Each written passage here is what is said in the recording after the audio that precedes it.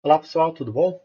Hoje a gente vai continuar falando de crescimento populacional, mas usando uma ferramenta que os demógrafos usam bastante, que aparece bastante no livro didático e também nos vestibulares, que é a chamada pirâmide etária. Então, vamos lá. Bom, essa daqui é uma pirâmide etária, tá? Basicamente, ele é um gráfico que traz para a gente a distribuição da população segundo o sexo e segundo as faixas de idade. Então, nesse exemplo, nós temos a pirâmide etária do Brasil em 2019. Sempre aqui do lado esquerdo da pirâmide, a gente vai ver distribuída a população masculina, enquanto aqui do lado direito, a gente vai ver distribuída a população feminina. Aqui, nesse eixo da pirâmide, a gente vê a distribuição segundo a faixa etária. Então, por exemplo, essa primeira faixa compreende as pessoas de 0 a 4 anos em ambos os sexos, masculino e feminino.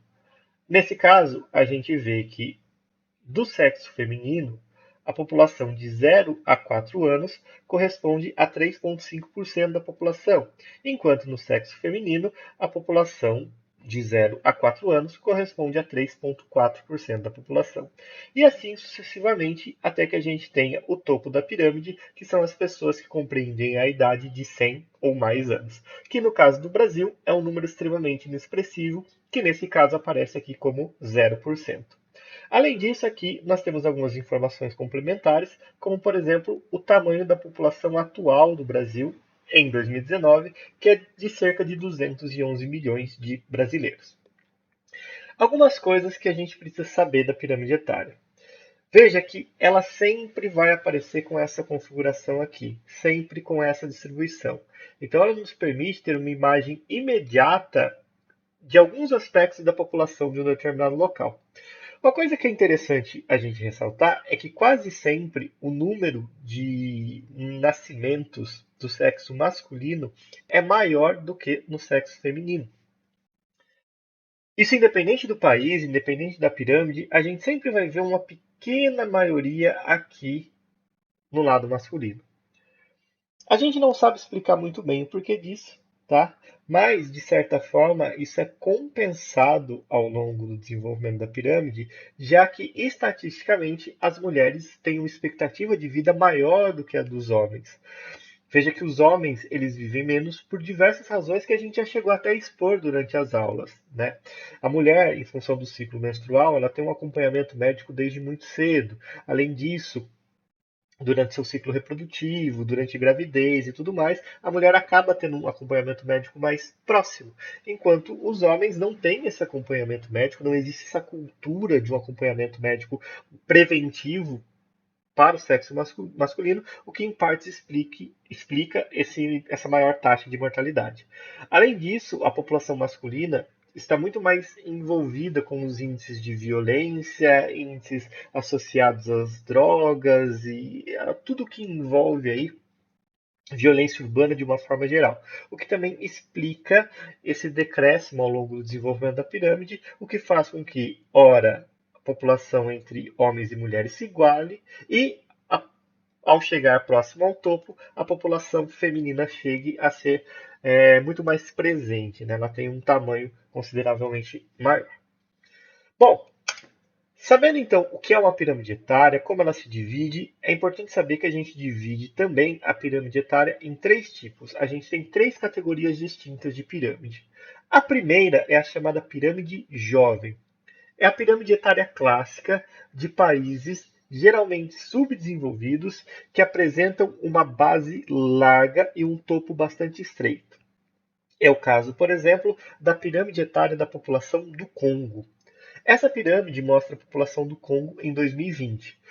Como essa pirâmide tem uma base bem larga, imediatamente a gente consegue dizer que essa é uma população bastante jovem.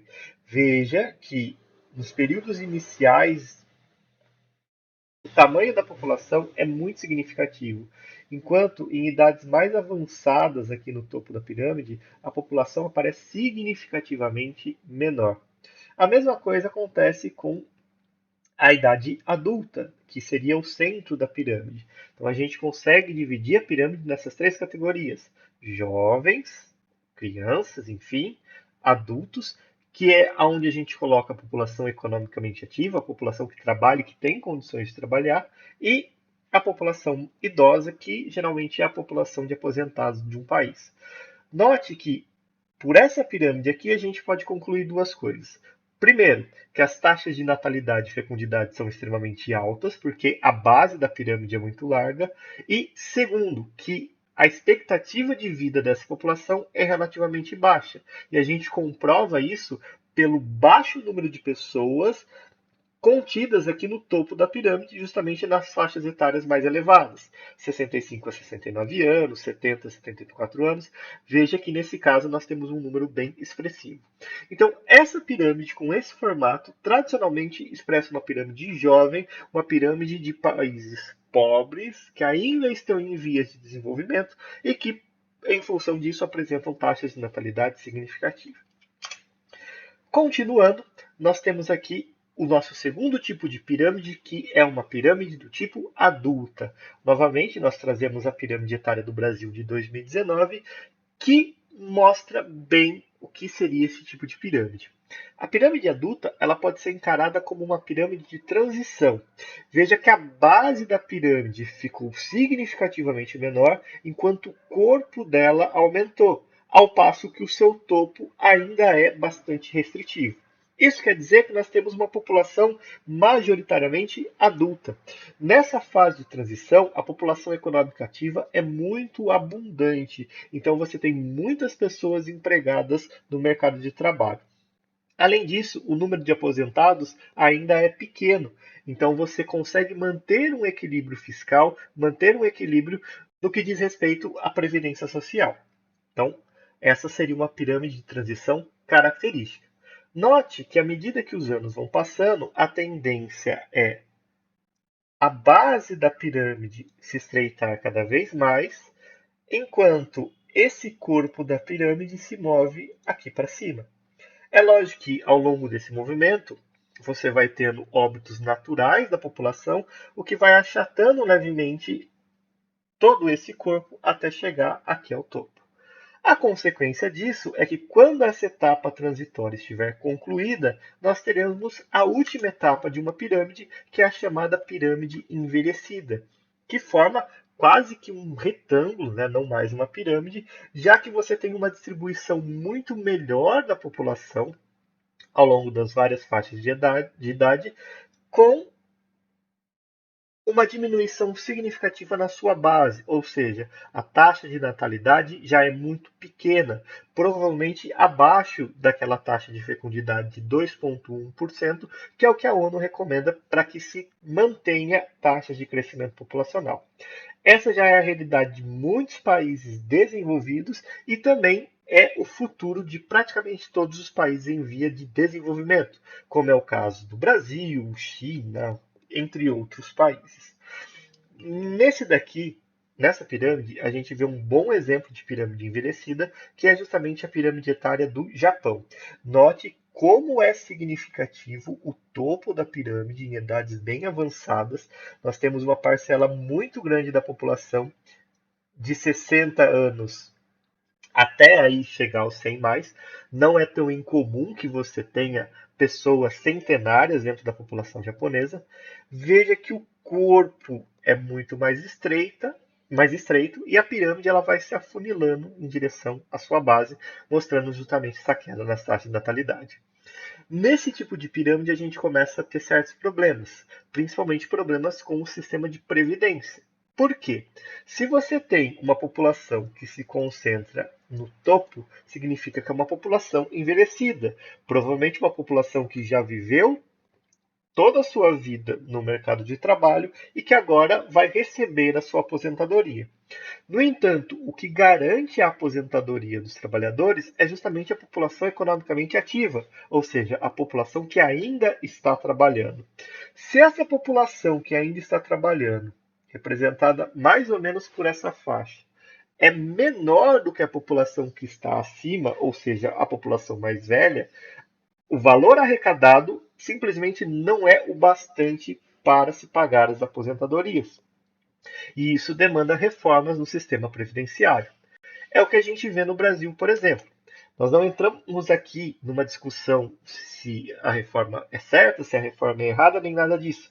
Mas veja que é uma discussão pertinente, já que à medida que a gente passa por uma etapa de transição, é preciso começar a pensar no futuro, quando efetivamente o nosso país estiver nessa etapa aqui. Algumas medidas que podem ser tomadas, como é o caso do Brasil, é aposentar a população mais cedo. Ou, desculpem, uma das medidas que podem ser tomadas, como é o caso do Brasil, é aposentar a população cada vez mais tarde. A questão é: isso é viável? Fica o questionamento para vocês. Aqui, outro exemplo de pirâmide envelhecida, que é a pirâmide francesa. Aqui também a gente nota uma população idosa significativa, a gente nota um corpo da pirâmide um pouco mais estreito, mas ainda assim capaz de manter a população que já está aposentada. E veja que a gente vê, ora, a população mais jovem um pouco mais estreita, ora, a população com um certo nível de alargamento. Por quê? Porque provavelmente esse alargamento da pirâmide, que a gente pode ver principalmente nessas duas faixas, são resultados de programas do Estado de incentivo à natalidade, de incentivo à população para que elas tenham efetivamente mais filhos. A diminuição da população traz uma série de implicações, como escassez de mão de obra, elevação de custos de mercadorias, enfim, coisas que a gente já discutiu ao longo da aula. Então, uma das saídas é justamente você promover medidas que incentivem a população a ter mais filhos, como forma de garantir a disponibilidade de mão de obra mais barata no futuro. Foi o que a França fez. Então, nesse caso, a gente poderia chamar essa pirâmide de pirâmide rejuvenescida. Veja que, com o fim dessas políticas, muitas vezes a pirâmide volta a se estreitar, como é o caso aqui da base que a gente está vendo atualmente.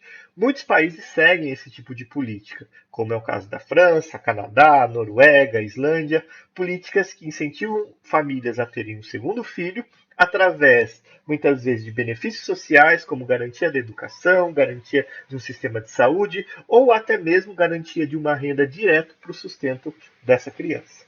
Formas de incentivar crescimento populacional. Além disso, muitas vezes as pirâmides populacionais podem demonstrar para a gente certas anomalias no processo de crescimento. Vejam, por exemplo, essa pirâmide etária da Argélia, país africano, em 2020. Notem que aquele desenho clássico da pirâmide, que deveria fazer mais ou menos isso aqui, ele é interrompido nesse ponto. Veja que ele sofre uma redução abrupta, depois volta a crescer.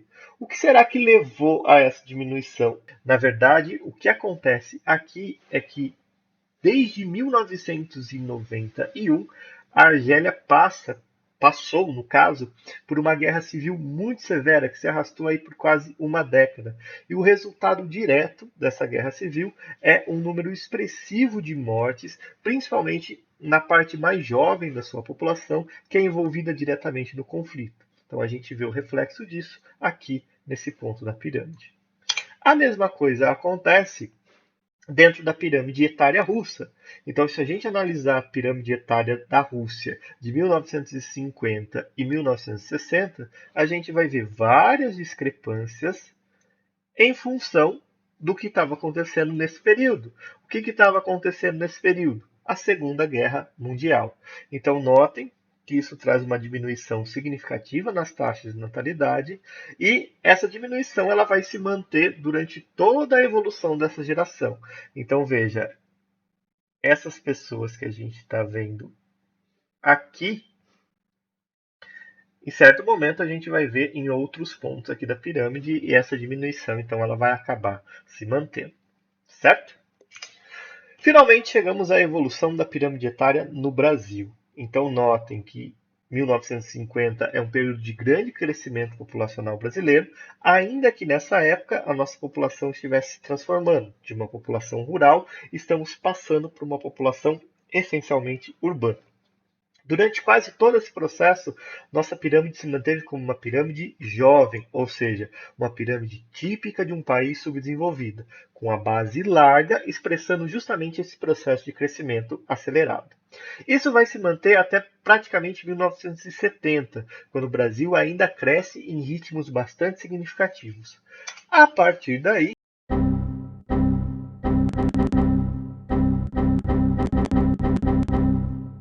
só como vocês devem ter notado, a gente teve um problema aí durante a apresentação, as imagens ficaram um pouco embaralhadas. Então, eu estou abrindo a apresentação aqui, o arquivo original, só para que vocês vejam rapidamente.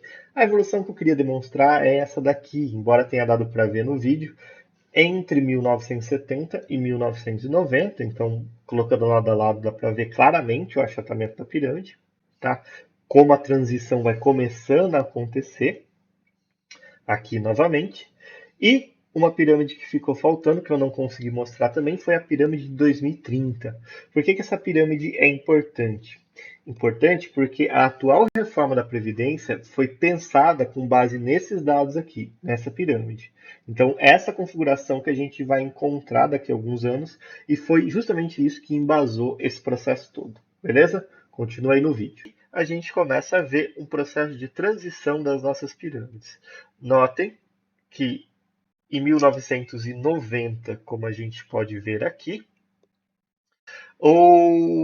a base da pirâmide já começa a ficar mais estreita. E isso vai se repetir atualmente em 2019. Então veja que essa base mais estreita, ela vai incorporar o corpo, né, a parte central da pirâmide com o tempo, à medida que as décadas vão passando. Outra coisa interessante que a gente pode parar para pensar é a evolução dessa pirâmide e projetá-la no futuro.